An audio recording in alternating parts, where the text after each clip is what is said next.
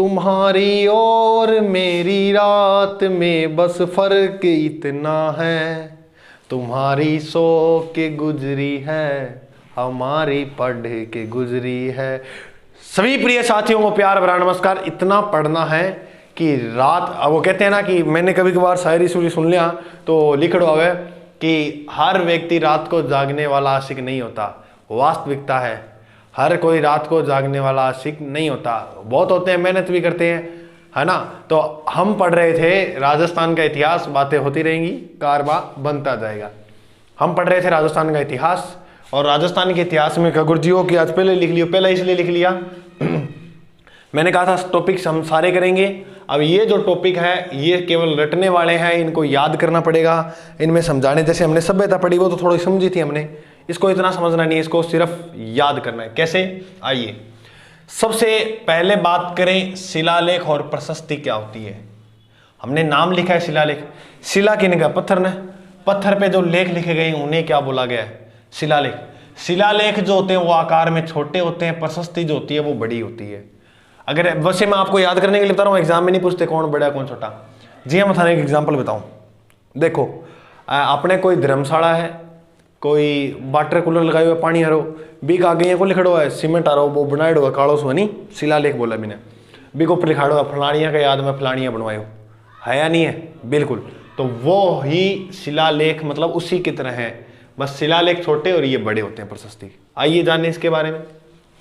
सबसे पहले हम बात करें बड़ली शिलालेख। देखो अगर बड़ली शिलालेख की बात की जाए तो बड़ली शिलालेख राजस्थान के किस जिले में है, अजमेर के अंदर। बड़ली शिलालेख राजस्थान का सबसे प्राचीन शिलालेख है। इसकी एक बात याद रखना, सबसे मोस्ट इंपॉर्टेंट बात है, राजस्थान का सबसे प्राचीन जो शिलालेख है वो कौन सा है, वो बड़ली शिलालेख। कौन सा, बड़ली, यानी बड़ो सारों प्राचीन है। कब का है, 443 ईस्वी का।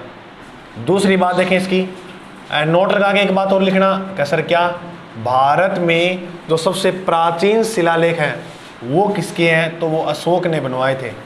भारत में सबसे प्राचीन शिलालेख किसके हैं, अशोक के। और सर ये बड़ली का जो शिलालेख है वो किस लिपि में है, तो लिपि जो पूछ ले तो ब्राह्मी लिपि के अंदर। और वर्तमान के अंदर यह क्या है, वर्तमान में यह अजमेर संग्रहालय में स्थित है। तो तीन बातें याद करनी है। बड़ली शिलालेख राजस्थान का सबसे प्राचीन, भारत में सारों प्राचीन अशोक का, और वर्तमान में किन है, अजमेर में। और लिपि कौन सी है, ब्राह्मी। सिंपल हो गया, चालो आगे। नंबर 2 अगर बात करें तो गोसुंडी शिलालेख।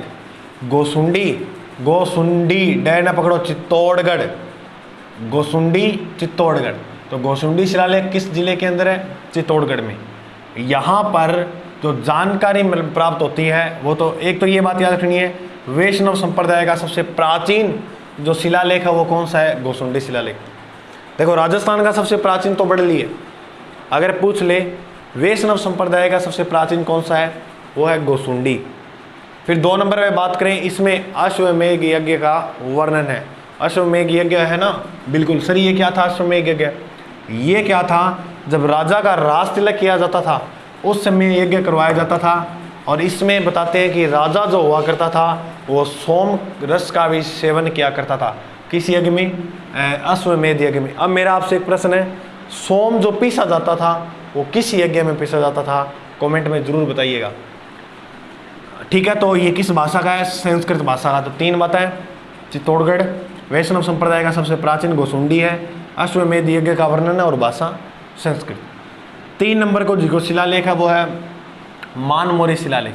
देखो मानमोरी शिलालेख है, ये बहुत चर्चित है, इसकी चर्चा आपने सुनी होगी। क्यों चर्चित है, चर्चा करेंगे। ये पहले तो बात याद रखना, मैं देखो जिले के आसपास साथ ही ले रहा हूँ, है ना। तो चित्तौड़गढ़ के अंदर है मानमोरी शिलालेख। पहली बात, इसमें अमृत मंथन का उल्लेख है, बहुत इंपॉर्टेंट बात है, अमृत मंथन का उल्लेख। मैं मेन बात लिख के लाया हूँ जो एग्जाम के अकॉर्डिंग यहाँ एग्जाम में प्रश्न आए भी हुए हैं, तो हमें इतना ही याद कर लेना, मेरा जहाँ तक मानना है प्रश्न आ जाएगा यहाँ से, ठीक है। अगर शिलालेख और प्रशस्ति में से आए तो अमृत मंथन का उल्लेख है कौन से शिलालेख में, मानमोरी शिलालेख में। मानमोरी में अमृत मंथन का उल्लेख। दूसरी बात, टोड ने इंग्लैंड जाते समय बताते हैं भारी होने के कारण यह शिलालेख समुद्र में फेंकवा दिया था। किसने, कर्नल जेम्स टोड। ये वही कर्नल जेम्स टोड है जिसे इतिहास के जनक कहा जाता है, घोड़े वाले बाबा कहा जाता है। इसी कर्नल जेम्स टोड ने अपने माउंट आबू को हिंदू ओलंपस कहा था, क्योंकि वहाँ पर मंदिर वगैरह बहुत है इसलिए। आगे देखो, बात करें हम कीर्ति स्तंभ प्रशस्ति। कीर्ति स्तंभ जो प्रशस्ति है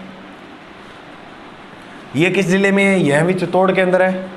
इसके अंदर महाराणा कुंभा की जो उपाधि थी, आल गुरु, चाप गुरु, दान गुरु, शैल गुरु, जो भी उपाधि थी, राणो रासो, वो सारी उपाधियों का जो वर्णन मिलता है वो किसमें मिलता है?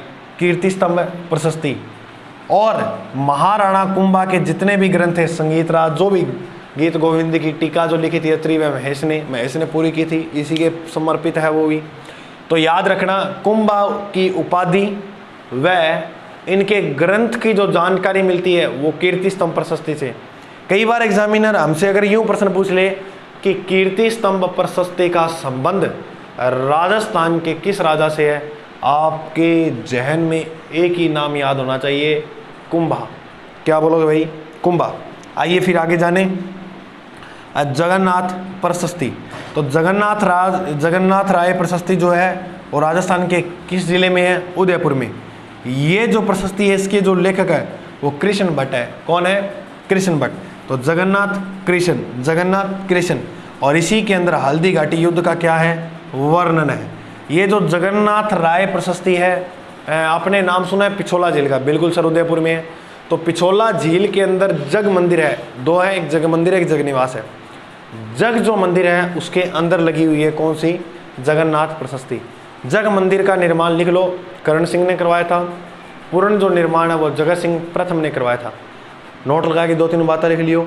1857 की क्रांति से भागे हुए अंग्रेजों को शरण जग मंदिर में मिली, और वो दी थी स्वरूप सिंह ने। क्रांति वालों को संग किसने दी थी? स्वरूप सिंह ने। जबकि जो खुर्रम बादशाह बनने से पहले शाहजहां नाम सुना नहीं, बादशाह बनने पहला नाम खुर्रम हो, उसको भी जग मंदिर में शरण देता है कौन? करण सिंह। और बताते हैं कि शाहजहां ने यहीं से प्रेरणा ली थी कि कभी कुछ बना तो ऐसी इमारत जरूर बनाऊंगा, और उसी का नतीजा है यमुना नदी के किनारे आगरा के अंदर स्थित है ताजमहल, जो मुमताज़ बेगम की याद में बनाया था। 1631 में निर्माण शुरू कराया, 53 में पूरा हुआ था। इसके बाद आगे चर्चा करें श्रृंग ऋषि शिलालेख। ये भी किस जिले में है? उदयपुर के अंदर। इसकी जो रचना की थी वो वाणी विलास योगीश्वर ने की थी। तो श्रृंग ऋषि शिलालेख की जो रचना की थी वो किसने की? वाणी विलास योगीश्वर ने। यह कि किस काल का है? तो यहाँ एक राजा होता है मोकल, उसके समय का। सर मोकल समझे नहीं किस तरह से? देखो, इस वंश का जो पहला राजा हुआ था मेवाड़ में, मेवाड़ का जो संस्थापक है वो माना जाता है गुआदित्य। गुआदित्य के बाद है बप्पा रावल, फिर अल्लट, फिर जेतर सिंह, तेज सिंह, समर सिंह, रतन सिंह, और अपने बात करें रतन सिंह के बाद आया हमीर, सिसोदिया, फिर आया खेता, फिर आया लाखा। लाखा का पुत्र था मोकल। तो ये जो मोकल था, इस मोकल के काल की है कौन सी प्रशस्ति? कौन सा शिलालेख? श्रृंग ऋषि शिलालेख। तो मेरे साथियों आप याद रखना, मोकल जो था वो सिसोदिया वंश का राजा था, जबकि रतन सिंह तक रावल शाखा समाप्त हो जाती है। ये बात याद रखना। हम मेवाड़ पढ़ेंगे तब ये आपका कन्फ्यूजन दूर हो जाएगा। बिल्कुल। बात करें आगे जावर प्रशस्ति। तो जावर प्रशस्ति के, जावर में आपने चांदी खाने वगैरह, जावर नाम तो बहुत सुना होगा, इतिहास में भौगोलिक दृष्टि से भी चर्चित है। तो जावर प्रशस्ति किस जिले के अंदर है? उदयपुर के अंदर। इसके अंदर संयुक्त परिवार प्रथा का प्रचलन मिलता है। किस प्रशस्ति में? जावर प्रशस्ति में। देखो याद कैसे करना है। जावर उदयपुर, जावर उदयपुर, इस रह को पकड़ो, इस रह को, जावर उदयपुर। संयुक्त, इस रह को पकड़ो, फिर इस परिवार को, यानी संयुक्त परिवार, परिवार का नाम आते ही आप जावर प्रशस्ति कर देना। और जावर में ही महाराणा कुंभा के लाखा के समय जावर में चांदी की खाने भी मिलती हैं। फिर बात करें आगे, जो इम्पोर्टेंट है मेंस की दृष्टि से, ये इम्पोर्टेंट नहीं है इतना, ये वाला, ये प्री में हमारा प्रश्न अच्छा आ सकता है। और आपको पता हो, खुशखबरी होगी कि आरएएस की जल्दी विज्ञप्ति जारी तो हो चुकी है, बस थोड़ा सा समय और लगेगा, फॉर्म भरने भी शुरू हो जाएंगे। तो पूरी मेहनत के साथ लगे हुए हो, ईमानदारी के साथ, आप उम्मीद करूँगा मैं। कंसवा का लेख, ये किस जिले का? कै को पकड़ो, कंसवा कोटा। यहाँ मौर्य शासक धवल की जानकारी मिलती है। मौर्य में एक राजा हुआ था धवल, उसकी जानकारी कहाँ मिलती है? कंसवा का लेख में। मौर्य वंश का संस्थापक कौन था? चंद्रगुप्त। जबकि मौर्य वंश का महाराजा अशोक, मौर्य वंश का जो अंतिम राजा था वो था बृहद्रथ। ठीक है, आगे हम बात करेंगे किराडू। किराडू का नाम बहुत चर्चा में है, बिल्कुल सुना होगा आपने। किराडू किस जिले में है? किराडू, राडू, बाड़मेर। किराडू कहाँ है? बाड़मेर में। इसे राजस्थान का खजुराहो कहते हैं। ये किस भाषा में लिखा गया है शिलालेख? तो यह लेख लिखा है ना, मतलब शिलालेख, ये भी शिलालेख है। किस भाषा में है? संस्कृत भाषा में। यहाँ क्या मिलता है अभी इस क्षेत्र में? ये जो क्षेत्र था यहाँ पर किन्होंने राज किया था? परमारों ने। तो परमार शासक की उत्पत्ति जो है वो वशिष्ठ ऋषि के यज्ञ से बताइए। देखो, बात करें वशिष्ठ ऋषि क्या है, तो वशिष्ठ ऋषि ने आबू पर्वत पे एक यज्ञ किया था जिससे 4 जातियाँ निकली। आप ट्रिक याद रखना, PPCC ये क्रम है। सबसे पहले जो जाति निकाली वो प्रतिहार, उसके बाद परमार, उसके बाद चालुक्य, उसके बाद चौहान। तो ये 4 जातियाँ निकली कहाँ से? वशिष्ठ ऋषि यज्ञ से। और ये अग्निकुंड सिद्धांत है वो देता है चंद्रवरदाई। और अगर हम बात करें किराडू के लेख में परमार शासकों की उत्पत्ति वशिष्ठ ऋषि के यज्ञ से मानी है। बिल्कुल। आगे बात करें आमेर का लेख। आमेर का जो लेख है वो राजस्थान के किस जिले में है? सिंपल याद रखोगे, जयपुर के अंदर।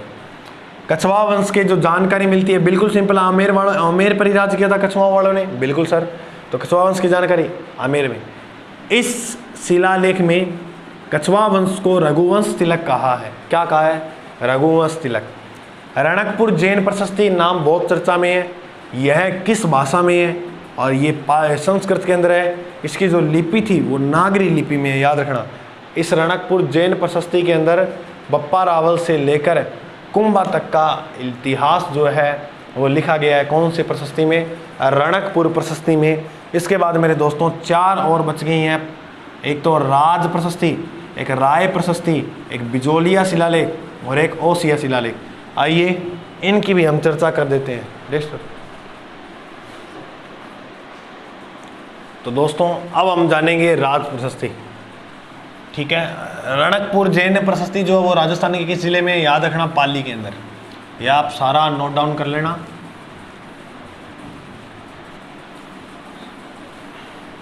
और पूरे दिल के साथ। अब देखो एग्जाम नज़दीक आ गया, कुछ दिन है, ये तपस्या देखेगा आपकी, इसमें तपस्या करनी शुरू कर दो। खतरनाक है या नहीं है?